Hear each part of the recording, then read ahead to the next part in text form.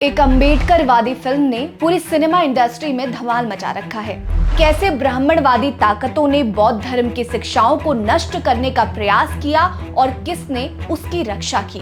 अंग्रेजों ने दुनिया की सबसे बड़ी सोने की खदानों में से एक दोहन किया और 900 टन से ज्यादा सोना इंग्लैंड ले गए। बौद्धों की कितनी मूर्तियों को नष्ट किया गया था और कैसे ब्राह्मणवादी ताकतों ने बौद्धों के खिलाफ जाकर उनकी मूर्तियों को नुकसान पहुंचाया। कैसे नागवंशी संप्रदाय और अन्य संप्रदाय बौद्धों की मूर्तियों और शिक्षाओं की रक्षा के लिए लड़ रहे थे। एक अम्बेडकरवादी फिल्म ने पूरी सिनेमा इंडस्ट्री में धमाल मचा रखा है। ये फिल्म न सिर्फ ब्राह्मणवादियों द्वारा दलितों पर थोपे गए रूढ़िवादी रीति रिवाजों को दिखाती है, बल्कि दलितों द्वारा किए गए त्याग और बलिदान को भी दिखाती है।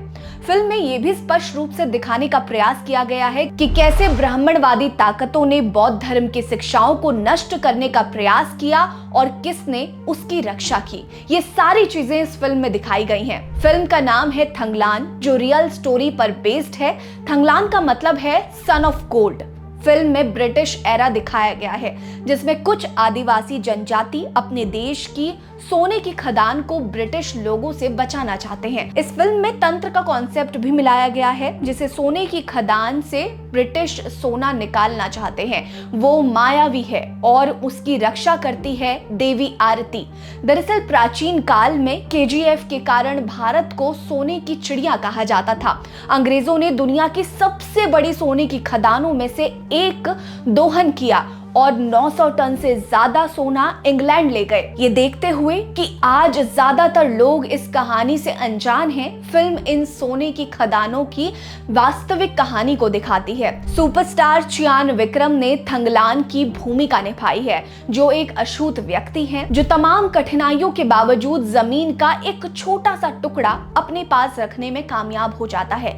ये बहुत ज्यादा नहीं है, लेकिन एक ऐसी दुनिया में जहां उसके अस्तित्व को ही सामाजिक व्यवस्था के लिए अपमान के रूप में देखा जाता है, वहां थंगलान के पास जमीन का ये टुकड़ा जमींदारों की आंख में चुभ रहा है। ऐसे में एक स्थानीय जमींदार मीरासीदारी उसे प्रताड़ित करना शुरू कर देता है और कई तिकड़मों के साथ थंगलान से उसकी जमीन छीन लेता है। इतना ही नहीं, जमीन छीनने के बाद जमींदार थंगलान और उसके परिवार के 7 सदस्यों को पनयाल प्रथा में धकेल देता है। ये बंधुआ मजदूरी का एक रूप है, जो गुलामी से भी बदतर है। फिल्म थंगलान भारत में हाशिए पर पड़े समुदायों के बीच साझा विरासत की अवधारणा की खोज करती है। उत्पीड़कों से संघर्ष के क्रम में थंगलान अपनी नागा पहचान की खोज करते हैं। फिल्म अनुसूचित जातियों, अनुसूचित जनजातियों और अन्य पिछड़े वर्गों के बीच एक समान वंश के विचारों को प्रस्तावित करती है। एक ऐसी धारणा जो बहुजन विचार के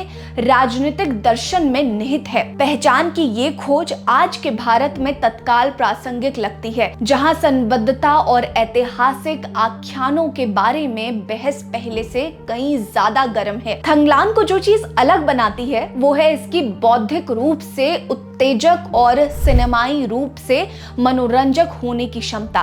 फिल्म बौद्ध धर्म से जुड़ी कहानी भी दिखाती है और साथ ही उस समय के समाज के धार्मिक और सामाजिक पहलुओं को दर्शाती है, जिसके माध्यम से इसे पुनः स्थापित किया गया था। फिल्म ये भी दिखाती है कि बौद्धों की कितनी मूर्तियों को नष्ट किया गया था और कैसे ब्राह्मणवादी ताकतों ने बौद्धों के खिलाफ जाकर उनकी मूर्तियों को नुकसान पहुंचाया। दरअसल ब्राह्मणवादी बौद्ध धर्म और उसकी शिक्षाओं की निंदा करते थे, इसीलिए उन्हें बौद्ध धर्म से जुड़ी कोई भी बात पसंद नहीं थी।